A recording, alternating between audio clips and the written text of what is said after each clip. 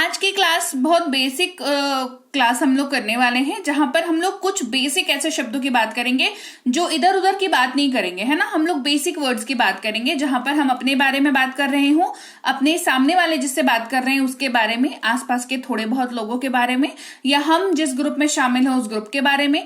ये सारी बातें जो बहुत ही बेसिक है, डे टू डे लाइफ में यूज करते हैं हम, इनके बारे में बात करेंगे। और क्लास को अंत तक देखना जरूरी है ताकि आप अच्छे से अंडरस्टैंडिंग आपके डेवलप हो पाए। आप देख रहे हैं संरीति इंग्लिश अकेडमी, मैं हूं प्रीति मैम। नए हैं तो सब्सक्राइब करके बेल नोटिफिकेशन ऑन कर दीजिएगा, क्योंकि ये एकमात्र ऐसा जगह है जहां पर आपको मिलता है स्टेप वाइज कि आपको क्या करना चाहिए, पहले क्या सीखना चाहिए, दूसरा क्या सीखना चाहिए, तीसरा क्या सीखना चाहिए, सीख रखा है तो प्रैक्टिस करना चाहिए। ये सब कुछ आपको यहाँ पे सोल्यूशन प्रोवाइड किया जाता है, तो आप जरूर सब्सक्राइब कर लीजिएगा। और जो लोग ऑलरेडी हैं चैनल पे, तो वो क्या बोलते हैं, सब शेयर कर दीजिएगा क्लास को, ठीक है। शुरू करते हैं क्लास को। दो शब्द आपके सामने दिख रहा है अंग्रेजी में, एक है माइन, दूसरा है माइन, ठीक है। माई और माइन है, और दोनों का ही मतलब जो है वो है मेरा या मेरा, है ना। दोनों का मतलब मेरा होता है, ठीक है। अब सबसे पहली कंफ्यूजन जो आती है वो ये आती है कि एक वाक्य है जिसमें हम मेरा का इस्तेमाल करके वाक्य बना रहे हैं हिंदी में। अब हमें ये अगर पता ना हो कि अंग्रेजी जब इसके कन्वर्ट अपन करेंगे तो माई का इस्तेमाल करेंगे या माइन का इस्तेमाल करेंगे, तो वहां पर चीजें जो है बहुत खराब हो जाएंगी। बिकॉज हो सकता है ऐसा 50-50 चांसेस है, या तो आप माई यूज करोगे या तो माइन यूज करोगे, राइट। 50-50 बनाना, या तो सही बनाओगे या तो गलत बनाओगे, ठीक है। तो आपको ये अंडरस्टैंडिंग होनी चाहिए कि कौन से वाले वाक्य में माई यूज करना है, कौन से में माइन यूज करना है। तो उसके लिए सबसे पहले समझ लो कि ये दो शब्द आखिर ऐसा क्यों है अंग्रेजी में कि एक ही हिंदी मतलब के दो शब्द हमारे पास हैं और उनको हमें यूज करने के लिए अलग से चीजें सीखनी पड़ती हैं। तो मेरा, मेरी, मेरे, अगर ये आप किसी भी अपने हिंदी वाक्य में यूज कर रहे हो तो उसकी इंग्लिश जब आप ट्रांसलेट करोगे, या तो माई यूज करोगे या तो माइन यूज करोगे, है ना। अब माई माइन में फर्क समझ लो, क्योंकि मेरा, मेरी, मेरे में ना कोई फर्क नहीं है, राइट। माई और माइन में समझ लो फर्क। माई जो है वाक्य के बीच में कहीं पर आता है, माई जो है वो वाक्य के बीच में कहीं आता है, और माइन जो है वो हमेशा वाक्य के अंत में आता है।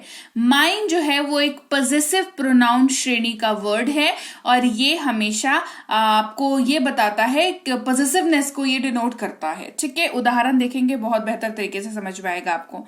जैसे कहना हो ये मेरी कार है, क्या कहना है, ये मेरी कार है, तो कहेंगे this is my car, this is my car, है ना। यहां पर देखो ये जो वर्ड है कार, इसके जस्ट पहले माई आया, है ना, और इस वाक्य में बीच में कहीं पर इसकी प्लेसमेंट हो रही है माई की, ठीक है। यहां पर आपने बताया ये मेरी कार है, ये आप किसी को, सामने वाले को जस्ट इन्फॉर्म कर रहे हो कि मेरी कार है, ठीक है। दूसरा है ये फोन मेरा है, this phone is mine, this phone is mine. अब ये जब आप बोलते हो ना, तो एक प्रॉपर अधिकार के साथ बात करते हो कि अरे मेरा फोन है, ये फोन मेरा है, आप मालिक हो इस चीज के, ये आप सामने वाले को जता रहे हो फोर्सफुली, थोड़े अपने आवाज को थोड़ा सा ये करके कि हाँ, मतलब मालिकाना हक जता रहे हो बेसिकली, ठीक है। तो पहले वाले में इंफॉर्मेशन दे रहे थे, दूसरे वाले में मालिकाना हक जता रहे थे। तो बेसिक डिफरेंस ये है, दिस फोन इज माइन। फिर है हमारे पास हमारा या हमारी या हमारे। यहां पर यूज करते हैं शब्द आवर का, नहीं तो आवर्स का। क्या यूज करते हैं, या तो आवर का यूज करेंगे या तो आवर्स का यूज करेंगे।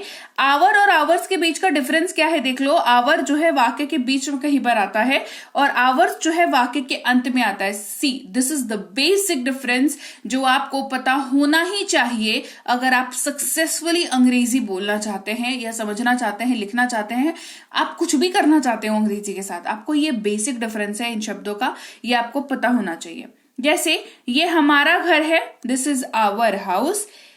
ये घर हमारा है, this house is ours, this house is ours.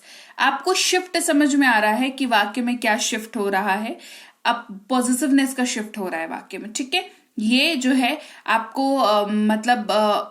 ये आपको पता होना चाहिए इन शब्दों को यूज करने से पहले कि कहाँ आपको आवर यूज करना है, कहाँ आवर यूज करना है। ठीक उसी तरीके से तुम्हारा के लिए योर का इस्तेमाल भी करते हैं, तुम्हारा के लिए योर्स का इस्तेमाल भी करते हैं। वाक्य में प्लेसमेंट क्या होगी, योर जो है वाक्य के बीच में कहीं पर दिखेगा, योर्स जो है वाक्य के अंत में दिखाई देगा।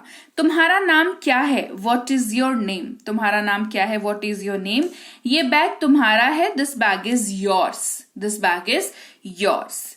फिर है हिज का मतलब होता है उसका या उसकी, ये पुरुष के लिए यूज होता है। दिस इज वेरी इंपॉर्टेंट, आपको पता होना चाहिए कोई भी भाषा अगर आप बोल रहे हो उसमें शब्दों का क्या खेल होता है, खासकर ये वाले बेसिक वर्ड्स का। देखो ऐसे रैंडम से कोई वर्ड की बात करें तो उतना तो नहीं हो पाता है, पर लेकिन अगर बेसिक वर्ड्स की श्रेणी जो है शब्दों की ना, वोकैबुलरी की भी ना कैटेगरी है ना, कैटेगरी है, कैटेगरी वाइज ये सब डिवाइडेड है। तो कुछ है जो आपके बहुत बेसिक है लेकिन बहुत इंपॉर्टेंट है, उनके बिना वाक्य नहीं बना सकते, वैसे वाले शब्द। तो ये ना वैसे वाले शब्द है जो बहुत इंपॉर्टेंट है, बहुत क्रूशियल है।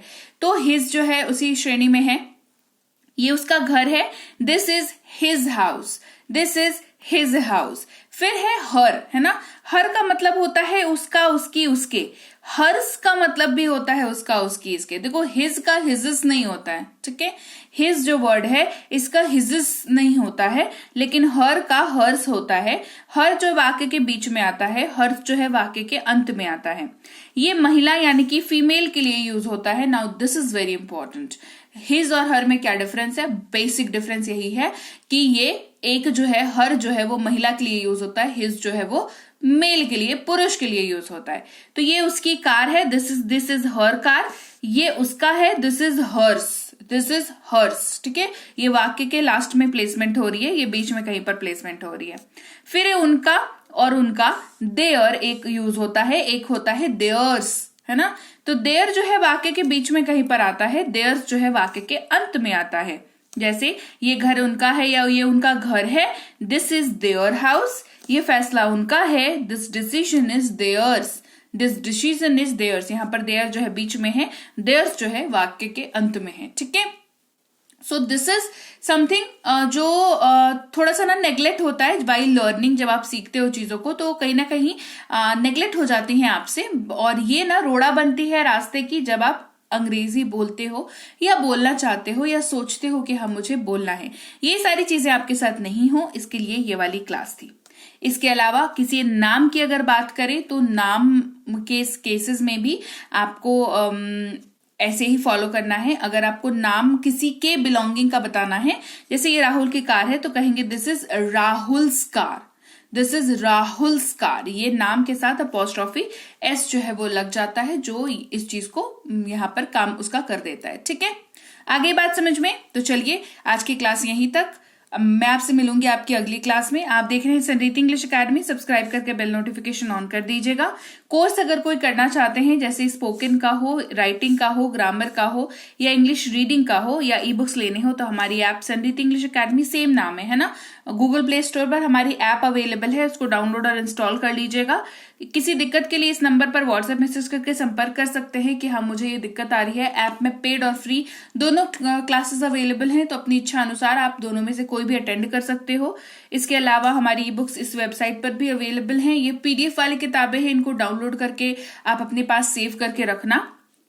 इसके अलावा व्हाट्सएप का ग्रुप, टेलीग्राम का चैनल, व्हाट्सएप का चैनल भी ज्वाइन कर लीजिएगा। रोज क्लासेस जो है वहां पर आ जाती हैं, जो यूट्यूब पर आती हैं वो वहां पर भी आ जाती हैं, तो आपको अपना फोन खोलते के साथ क्लासेस मिल जाएंगी, तो आप इसको ज्वाइन कर सकते हो।